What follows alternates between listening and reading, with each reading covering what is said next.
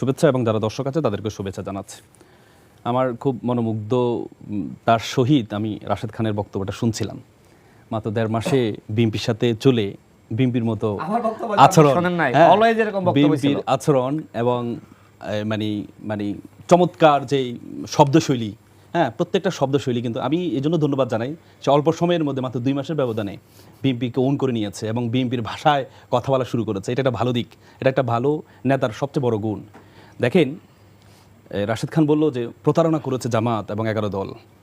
প্রতারণা তো আমি নিজে শুরু থেকে প্রতারণা দিয়ে শুরু করেছি। আপনি জানেন একটি দল নিবন্ধন শুরু করেছে প্রতারণা দিয়ে। আমি আসি শেষ করলে বুঝতে পারবেন। একটি দল নিবন্ধন, প্রত্যেকটা দল, আমাদের দেশে এত দল কেন? প্রত্যেকটা দলের আদর্শ ভিন্ন। সে যখন নিবন্ধন নেয় তখন প্রত্যেকটা আলাদা চিন্তা করে সে নিবন্ধন নেয়। কিন্তু সবচেয়ে আমি নিজেও অ্যাপ্রিসিয়েট করেছিলাম গণ অধিকার পরিষদকে যখন দলটি গঠন করলো। এই দল একটা আদর্শ, নিজস্ব একটা আদর্শ আছে, নিজস্ব রুলস রেগুলেশন আছে, এটার কারণে কিন্তু নিবন্ধন পেয়েছিল। কিন্তু সে আদর্শের একজন সবচেয়ে বড় কর্ণধার হচ্ছে রাশেদ খান।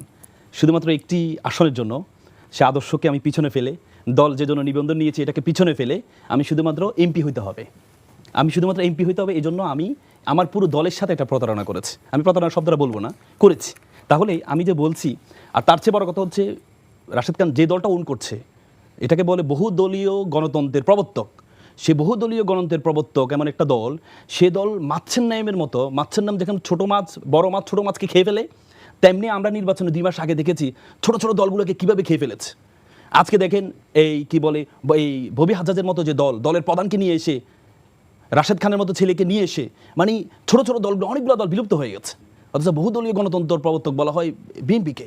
তারা ছোট ছোট দলগুলোকে খেয়ে ফেলেছে। কিন্তু এর বিপরীতে আপনি 11 দলীয় জোট দেখেন, এনসিপির মাত্র প্রতিষ্ঠা হয়েছে বেশি দিন হয় নাই, কিন্তু তারা নিজস্ব প্রতীক নিয়ে, নিজস্ব ভাবসাব নিয়ে তারা কিন্তু ইলেকশন করেছে এবং 6টি আসন পেয়েছে। এটা অ্যাপ্রিসিয়েট জানানো উচিত। আদর্শকে বিক্রি করে নাই তারা তাদের নিবন্ধন নিয়ে যে আদর্শ, যে নৈতিকতা নিয়ে তারা নিবন্ধন নিয়েছে, যে রুলস অ্যান্ড রেগুলেশন নিয়ে নিবন্ধন নিয়েছে, সেটাকে তারা বিক্রি করে নাই। এই যে ঘাস দেখিয়েছে, এটা রাজনীতির জন্য খুব গুরুত্বপূর্ণ। তার বিপরীতে আমরা ছোট ছোট বিএনপিপন্থী যে দলের ছোট ছোট যে দলগুলো, সেই দলগুলো সে ঘাস দেখাতে পারে নাই।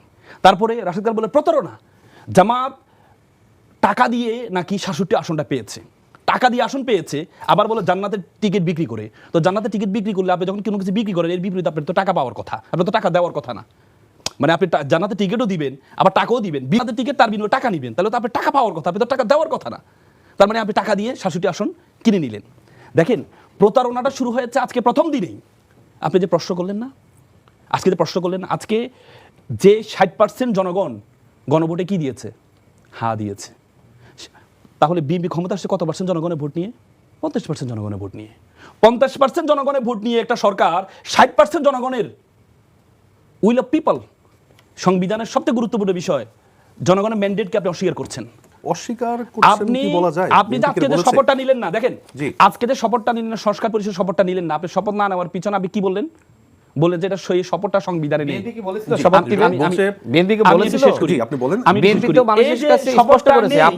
আপনি বলেন যে সংবিধানে শপথটা নেই। তাহলে আপনি বলেন যে সরকারের অধীনে আপনি নির্বাচন করেছেন, অন্তর্বর্তীকালীন সরকার, এই সরকার যখন শপথ নিয়েছিল এই শপথটা কি সংবিধানে আছে? আপনি কোর্টে আনকোট করে আপনি আমাকে বলবেন। যে সরকারের অধীনে, যে বাবার অধীনে আপনি সন্তান হলেন, সে বাবা যে তৈরি হলো, সে তৈরিটাও তো সংবিধানে নেই। আপনি যে আজকে যে প্রধান উপদেষ্টাতে শপথ নিয়েছেন, তিনি প্রধানমন্ত্রীর যে শপথ সংবিধান আছে সেটা নিয়েছেন। আজকে উপদেষ্টারা যে শপথ নিয়েছেন, সেই শপথটা কাদের শপথ নিয়েছেন? মন্ত্রীদের যে শপথ আমাদের সংবিধান আছে সেটা নিয়েছেন। তো সেই শপথটা তো ছিল না। তাহলে যে শপথটা সংবিধানে ছিল না, তারা শপথ গ্রহণ করে ক্ষমতা নেওয়ার পর একটা নির্বাচন আয়োজন করেছে। সে নির্বাচন আয়োজনে আমি গিয়ে বললাম যে আমার যে শপথটা আমি নিব, এই শপথটা সংবিধানে নেই। তাহলে আপনি কি দাঁড়ালো? দাঁড়ালোটা কি? দাঁড়ালোটা কি? আপনি তো হচ্ছে আপনি এই সংবিধানে দোহাইটা কেন দিলেন? আমাদের সংবিধানের নির্বাচনের নিয়ম কি? আমাদের সংবিধানে আছে নির্বাচন হচ্ছে 3 মাস, এই কি বলে আপনার 3 মাসের 90 দিনের মধ্যে হইতে হবে। যদি 90 দিনের মধ্যে না পারা হয় তাহলে পুরো 90 দিনের মধ্যে করতে হবে। আপনি দেখেন, আমি একটা ছোট একটা এক্সাম্পল দিয়ে কথা শেষ করব।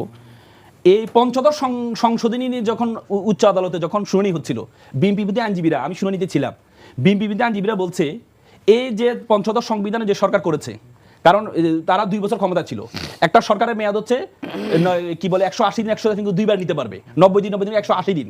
এরপরে তারা 2 বছর কন্টিনিউ করেছে। তার মানে এই সরকারটা অবৈধ ছিল। এই সরকার যে অবৈধ, এই সরকার যে নির্বাচনটা আয়োজন করেছে, এই নির্বাচনটা অবৈধ। এবং এই নির্বাচন আয়োজনে তারা যে নির্বাচিত হয়ে যে তারা যে পঞ্চদশ সংশোধনী করেছেন, এটাও অবৈধ। এই জন্য আমরা বলি যে এটা তখনই কিন্তু কোর্ট মেনে নিয়েছে। তার মানে আপনি যে সরকার অন্তর্বর্তীকালীন সরকার, আমি তো শেষ করছি, এই যে অন্তর্বর্তীকালীন সরকার, আমি শেষ করে দিচ্ছি, মানে পুরো এটা হলে আপনার জন্য ভালো হবে। অন্তর্বর্তীকালীন সরকার, এই সরকারের তো মেয়াদ হচ্ছে 90 দিন, 180 দিনে শেষ। এরপরে যে তারা কন্টিনিউ করেছে, কোন আলোকে কন্টিনিউ করছে? ডক্ট্রিন অফ নেসেসিটি, প্রয়োজনের কারণে। তারা ডক্ট্রিন অফ নেসেসিটি দিয়ে প্রয়োজনের কারণে হয়েছে। এই সরকারও যে সংবিধান সংস্কার পরিষদের যে শপথটা নিবে, এটাও ডক্ট্রিন অফ নেসেসিটি, সংবিধানের জন্য না, ডক্ট্রিন অফ নেসেসিটির কারণে। অ্যাডভোকেট হুমায়রা নূর, একই প্রশ্ন আপনার কাছে করতে আছি। যেহেতু বিএনপি বলেছে তারা এই সংবিধান সংসদ পরিষদের শপথ দেয়নি, কিন্তু মন্ত্রিপরিষদ শপথ নিয়েছে। এনসিপিও তো একইভাবে জামায়াতের সাথে সেই শপথগুলো নিয়েছে। এই বিষয়ে আপনাদের বিএনপির যে অবস্থানটা, সেটাকে কিভাবে দেখছেন? ধন্যবাদ আপনাকে, আমার দুজন সহ-আলোচক এবং আজকে যারা আমাদের দেখছেন সবাইকে সালাম এবং শুভেচ্ছা জানিয়ে শুরু করছি। প্রথমত আপনার প্রশ্নটা নিয়ে আগে একটা পোজ করে নেই। সেটা হচ্ছে, আপনি বলেছেন জামাতের সাথে আমরা শপথ নিয়েছি। আমরা যেই 6টি আসনে জিতেছি, আমরা আলাদাভাবে শপথ নিয়েছি এবং আমরা দুটো শপথ নিয়েছি। একটা হচ্ছে এমপি হিসেবে এবং আরেকটা হচ্ছে সংবিধান সংস্কার পরিষদের সদস্য হিসেবে। এটা জুলাই সনদ বাস্তবায়ন যে আদেশ আছে, সেই আদেশের 8-এর ক এবং খতে স্পষ্টভাবে উল্লেখ আছে যে যখন জুলাই সনদ হ্যাঁ জয়যুক্ত হবে, তখন একই সাথে সংবিধান এবং সংবিধান সংস্কার যে পরিষদ হবে, সেই পরিষদের শপথ অনুষ্ঠিত হবে। এখন যারা এইটা আগে, এই জিনিসটা তো আগেই লেখা ছিল না, এই আদেশটা তো আগেই এসছে, গণভোট হওয়ার আগেই এসছে, তাই না? তখন প্রশ্ন ছিল গণভোটটা আগে হবে না পরে হবে। জামাত ইসলাম বলেছিল আগে হবে। আমরা তখন বিএনপিকে একটা বেনিফিট অফ ডাউট দেওয়ার জন্য বলেছি, ঠিক আছে আগে হোক বা একই দিনে হোক, আমাদের তাতে আপত্তি নাই। দেখেন, তখন আমরা ওই যে জামাতের সাথে কিন্তু তখন আমরা অ্যাগ্রি করি নাই, আমরা জামাতের ওই আন্দোলনের শরিক হই নাই। আমরা বলেছিলাম ঠিক আছে একই দিনে হলেও অসুবিধা নাই।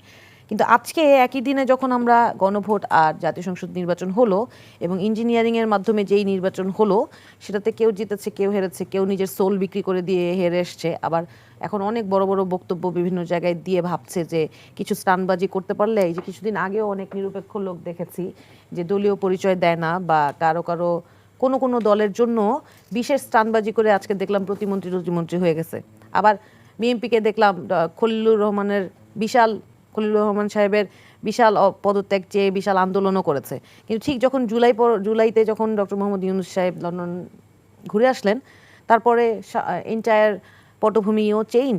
আবার হয়তো খলিলুর রহমান সাহেব বিএনপির এতই প্রিয় হয়ে গেলেন যে তাকে একেবারে মন্ত্রিসভায় বসিয়ে দিতে হলো। আমি আমার নিজের চোখে দেখা যে যাদের রাজনীতির জীবন আর আমার বয়স সমান, তারাও প্রতিমন্ত্রী হয়েছেন। কিন্তু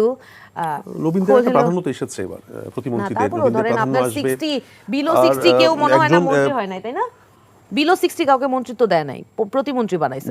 হ্যাঁ, তো ধরেন আমি এই বক্তব্যগুলো বলার সারমর্ম হচ্ছে যে এখন কালচারটা যদি এরকম হয়, যে এই দলটা সরকার গঠন করেছে তারা যদি এরকম করে যে চাটুকারদেরকে তারা আশ্রয় দেয় এবং সুবিধা ভোগী যারা তাদেরকে অন্যায়ও ডিফেন্ড করবে, এই কালচার যদি তারা স্ট্যাবলিশ করতে চায়, তাহলে তো সবাই আসলে কনস্ট্রাকটিভ রাজনীতিটা আর কেউ করবে না, তারা ওই চাটুকারিতাই করবে এবং ওইভাবেই চলবে। অ্যাডভোকেট হুমায়রা নূর, আপনার সঙ্গে কথা বলছিলাম যে বিষয়টি নিয়ে কথা হচ্ছিল যে সংবিধান সংস্কার পরিষদ এবং আজকের মন্ত্রিপরিষদের জাতীয় নির্বাচন যারা ইলেক্টেড হয়েছেন তাদের শপথ গ্রহণ ছিল। যেহেতু এনসিপি এবং জামায়াত ইসলামী শপথ নিয়েছে, সেই বিষয়টি আপনি বলছিলেন, এবং বিএনপি নেয়নি। হ্যাঁ, ওইটাই যেটা বলছিলাম, বিএনপি এখন কনস্টিটিউশনাল একটা রেগুলারিটি অ্যান্ড কন্টিনিউশনের কথা বলছে এবং কনস্টিটিউশনের যেই নির্দিষ্ট ধারা আছে সেই ধারা অনুযায়ী এই একই দিনে দুইটা শপথ নেওয়া কনফ্লিক্টিং, সেইটার কথা বলতে চাচ্ছে। কিন্তু আমার প্রশ্নটা হচ্ছে, গণ অভ্যুত্থান কি কনস্টিটিউশন মেনে হয়েছিল? কনস্টিটিউশনের ধারাবাহিকতা নিয়েই যদি আপনি কথা বলেন, এই নির্বাচন তো 2026 না 2029 হওয়ার কথা ছিল না? সব কিছুর জন্য তো আপনি কনস্টিটিউশন মানেন নাই। তাহলে আপনার যেটুকু সুবিধা হবে আপনি সেইটুকুর জন্য কনস্টিটিউশনকে আপহোল্ড করার চেষ্টা করবেন, আর যেইটুকু আপনার নিজের স্বার্থে বা নিজের ক্ষমতাকে কম্প্রোমাইজ না করার জন্য যেইটুকু না মানা দরকার সেটুকু আপনি মানবেন না। এটা তো হইতে পারে না। আপনি মানে সব জায়গায় যদি আপনি পিক অ্যান্ড চুজ করেন, এটা তাহলে মানুষের কাছে আপনাকে জবাবদিহিতা করতে হবে। ধরেন জুলাই সনদ নিয়ে যখন ঐক্যমত্য কমিশনে আলোচনা হয়, তখন এই গণভোটের প্রস্তাবনা নিয়ে আলোচনা হয়েছিল, যেটা নিয়ে বলছিলাম যে আগে হবে না পরে হবে, এবং গণভোটটাই যে হবে এবং গণভোট হতে যে বাধা না, এটা জনাব সালাউদ্দিন সাহেব নিজ মুখে বলেছেন না, এবং বিএনপি নিজ মুখেই তো গণভোটে সবাইকে হ্যাঁ রায় দিতে বলেছে, আহ্বান করেছে। সত্য মিথ্যা মাঠে মানুষ জানে, কিন্তু দৃশ্য তো তারা বলতে চেয়েছে যে হ্যাঁ আমরা সংস্কারের পক্ষে। কিন্তু এই সংস্কারটা যেই জুলাই সনদের ভিত্তিতে হবে, সেই জুলাই সনদকে মানুষ এই গণভোটের প্রশ্নগুলো যেগুলো ছিল সেই প্রশ্নের মধ্যেই এবং উল্লেখিত ছিল যে জুলাই সনদের ভিত্তিতে এই সংস্কার প্রস্তাবনাগুলো বাস্তবায়ন হবে। সেইটা মানুষ রায় দিয়েছে, সেই রায়ের তো তাদেরকে মানতে হবে। তারা সংখ্যাগরিষ্ঠতার ভিত্তিতে জিতে এসেছে, তার মানে এইটা না যে তারা জনগণের ম্যান্ডেটকে ইগনোর করতে পারবে।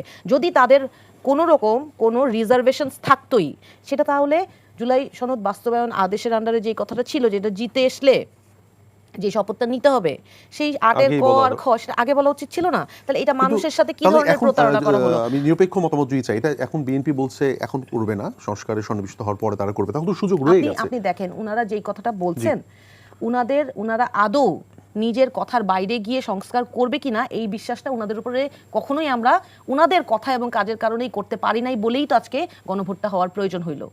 আপনি হিসেব করে দেখেন পেছন থেকে, কারণ উনারা উনাদের 31 দফায় যেই কথাটা লেখা, সে আমাকে একটু সময় দেন, কারণ কেটে কেটেও আমি অনেক কম সময় পেয়েছি। এনিওয়েজ, যখন 31 দফায় যেটা উনারা লিখেছেন, সেইখানে নারীদের বিষয়ে যেটা লিখেছেন সেটা তারা মানেন না, উচ্চকক্ষের বিষয়ে যেটা লিখেছেন সেটাও তারা মানেন না। এখন উচ্চকক্ষে উনারা উনাদের ইশতেহারে লিখেছেন উনাদের 31 দফায় যেটা আছে সেটাই, কিন্তু এর মাঝখানে যখন ঐকমত্য কমিশনে আলাপ হয়েছে তখন কিন্তু তারা বলেছে এখন প্রয়োজন নাই।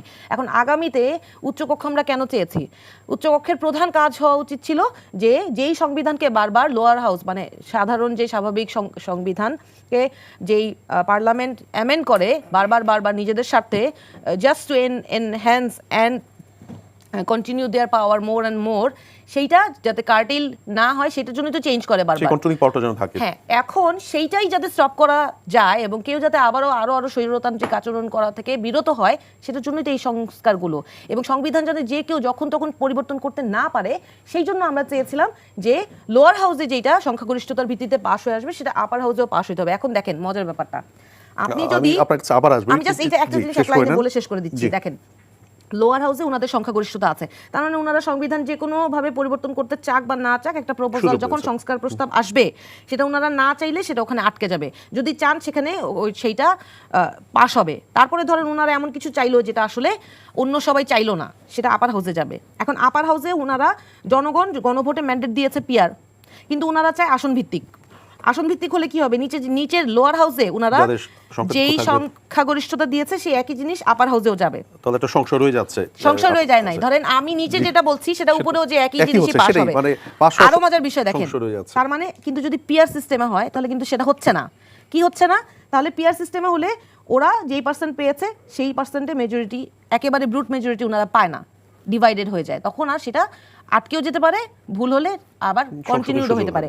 কিন্তু এখানেও আরো মজার ব্যাপার আছে, ওনাদের ইশতেহারে লিখেছে যে সংবিধান সংস্কার সংক্রান্ত প্রস্তাবনার সময় উচ্চকক্ষের কার্যপরিধির আওতার বাইরে থাকবে। তাহলে এই পুরো জিনিসটাই তো জুলাই সনদে যারা স্বাক্ষর করে এসেছেন, সেই জুলাই সনদের যে মূল স্পিরিট, সেই স্পিরিটটার বাইরে এই প্রতারণা ওনারা কিভাবে মানুষের সাথে করার প্রয়াস রেখেছেন আমি জানি না, মানুষ নিশ্চয়ই জবাব নেবেন।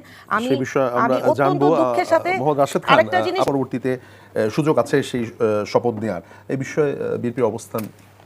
বিএনপির অবস্থান সবসময় স্পষ্ট ছিল। ঐক্যমত কমিশনে বিএনপি তার স্পষ্ট মতামত দিয়েছে, লিখিত দিয়েছে। এমনকি যখন আপনার বিভিন্ন প্রসঙ্গ এসেছে, বিএনপি সব বিষয়েতে পুরোপুরি একমত হতে পারে না। বিএনপি তো দলীয় স্ট্যান্ড থাকতে পারে, এটা তো আপনাকে মানতে হবে, এটা তো গণতন্ত্রের সৌন্দর্য। এখন আপনি যদি মনে করেন যে আপনি যা ভাবছেন আমাকে সেটাই সব মেনে নিতে হবে, এটি তো আসলে হতে পারে না, এটা তো স্বৈরতন্ত্র। বিএনপি ঐক্যমত কমিশনে যে প্রস্তাবনাগুলো আসছে সেখানে আপনার মোটামুটি 90% বিষয়ে তারা একমত হয়েছে। এখন 10% ভিন্নমত থাকলে আপনি বিএনপিকে স্বৈরাচার বলবেন, বিএনপি জনগণের সাথে প্রতারণা করছে। দেখেন, বিএনপিকে তো শুরু থেকেই বলা হয়েছে যে বিএনপি আসলে সংস্কার বিরোধী।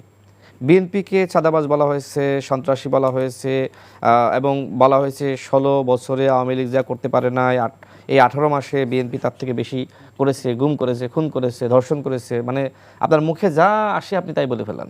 তো এগুলো বলার পরেও কিন্তু জনগণ বিএনপিকে ভোট দিয়েছে। কারণ কি? কারণ জনগণ দেখছে যে বিএনপি শুরু থেকে যে বিষয়ে তারা করতে পারবে না সেই বিষয়ে তারা নোট অফ ডিসেন্ট দিয়েছে। আমরা জুলাই সনদে যে স্বাক্ষরটা বিএনপি করলো, অন্যান্য দল করলো, সেখানে কিন্তু দেখানো হয়েছে নোট অফ ডিসেন্ট শো যে বইটা তৈরি করা হয়েছিল সেই বইতে স্বাক্ষর নেওয়া হয়েছে। হুট করে পরবর্তীতে বলা হচ্ছে যে উইথাউট নোট অফ ডিসেন্ট। হ্যাঁ, এটাই হচ্ছে ঐক্যমত্য কমিশনের সুপারিশ। আপনি কি করলেন? আপনি 4টা প্রশ্ন দিলেন আর একটা উত্তর দিতে হবে, এটা মগের মূলক পাইছেন? বিএনপি সেই সময় প্রতিবাদ জানিয়েছিল এবং বিএনপির সংগ্রামী মহাসচিব সেই সময় বলেছিল যে যে বিষয়গুলোতে বিএনপি ঐক্যমতে এসেছে সংস্কারের ব্যাপারে, সে বিষয়গুলো অবশ্যই ক্ষমতায় গেলে বিএনপি সেই সংস্কার বাস্তবায়ন করবে। বিএনপির অবস্থান শুরু থেকেই জনগণের সামনে স্পষ্ট। বিএনপি যেটা পারবে না, বিএনপি সেটাতে না বলেছে, আর যেটা পারবে হা বলেছে। বিএনপির তো একটা পরিকল্পনা ছিল, তাই না? বিএনপি 31 দফা নিয়ে মানুষের কাছে গেছে এবং সেই দফাগুলো মানুষ গ্রহণ করেছে। আপনার তো কোনো দফা মানে সরকার গঠিত হলো না, আপনি এমন একটা অবস্থা সৃষ্টি করলেন যে আপনি আন্দোলনের ডাক দিলেন, এমন একটা মানে দেখাইলেন যে এই দেশের মানুষ হয়তো আপনার ডাকে নেমে আসবে। মানুষকে নেমেছে? নামে নাই। তখন আপনি ল্যাস গুটিয়ে গিয়ে আপনি সংসদে শপথ নিয়েছেন। আপনি সকাল পর্যন্ত আপনি চাপ দিচ্ছেন যে আমরা কোনোভাবে শপথ নিব না। তো এইটা এভাবে তো হয় না। আপনার সমালোচনা থাকলে আপনি সংসদে গিয়ে করেন। আপনি বলছেন যে এই ক্ষেত্রে আপনার সংবিধান সংস্কার পরিষদের শপথটা আগে নিতে হবে, তাহলে আপনি সংসদে কি আলোচনা করবেন? আপনি তো বলছেন যে গণপরিষদের মতন কাজ করবে, তো ওইখানে গিয়ে কি আলোচনা করবেন? আপনি তো আগেই আমাকে এই যে এখানে ব্ল্যাঙ্ক চেকে বা আপনি এইভাবে সাদা কাগজে আমার স্বাক্ষর নিয়ে নিচ্ছেন। আলোচনা করেন। এখন ঐক্যমত কমিশনে যা কিছু আলোচনা হয়েছে তার বাইরেও তো এখানে আরো গুরুত্বপূর্ণ বিষয় সংবিধানে যুক্ত হতে পারে। আপনি সেই সুযোগগুলো বিএনপিকে দিবেন না? শুরুতেই যে এরকম দ্বিমুখী অবস্থানে বিরোধী দল এবং সরকারি দল গেল, তো দ্বিমুখী অবস্থান তো হবেই। আপনি যদি আমাকে কাজ করতে না দেন, আমি কি জনগণের সাথে প্রতারণা করে এখানে এসেছি? জনগণকে আমি যা বলেছি আমি এতটুকু করব। এরপরে যদি জনগণ মনে করে না আমাকে ক্ষমতায় আনবেন, আপনি ক্ষমতায় যাবেন। কিন্তু আপনি কেন বিএনপিকে পুরোপুরি করতে বাধ্য করবেন? আর বিএনপি যদি সব করে ফেলে আপনি কি করবেন? আপনি ক্ষমতায় যান না কেন? 5 বছর পর আপনি ক্ষমতায় যাবেন, আপনি বাকিটা বাস্তবায়ন করবেন। এখন আপনি বলছেন যে উচ্চকক্ষে আপনার আসনের ভিত্তিতে পিয়ার, যেটা বিএনপি সহ আরো অনেক দল বলছে, তাই না? বলছে না?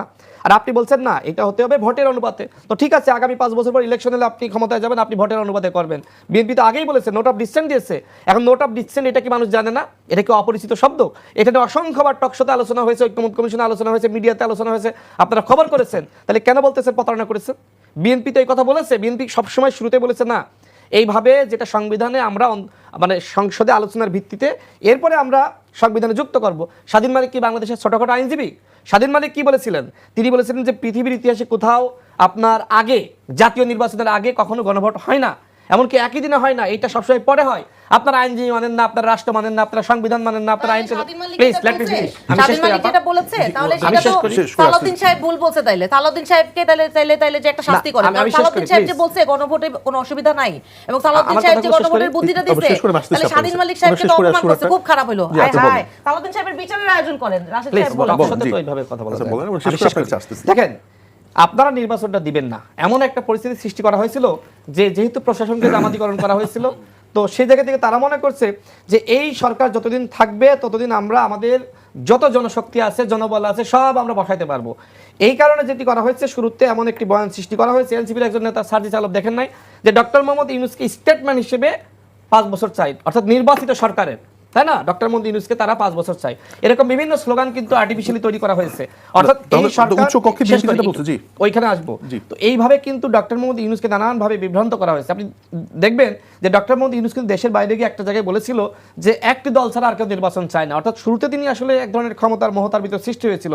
যদিও পরবর্তীতে যারা সিনিয়র উপদেষ্টা আছে, আমি নাম না বলি, তারা ডক্টর মোহাম্মদ ইউনূসকে বুঝিয়েছে যে আপনি পোলাপানের ফাঁদে পা দিয়েন না। বাংলাদেশে যদি আপনি নির্বাচনটা যে সময় আপনি ঘোষণা দিয়েছেন নির্বাচনটা না দেন, তাহলে এই দেশে কিন্তু আরেকটি একাগরের মতন ফখরুদ্দিন মঈনুদ্দিনের বিরুদ্ধে যেমনি আন্দোলন হয়েছে, আপনার সরকারের বিরুদ্ধে আন্দোলন হবে।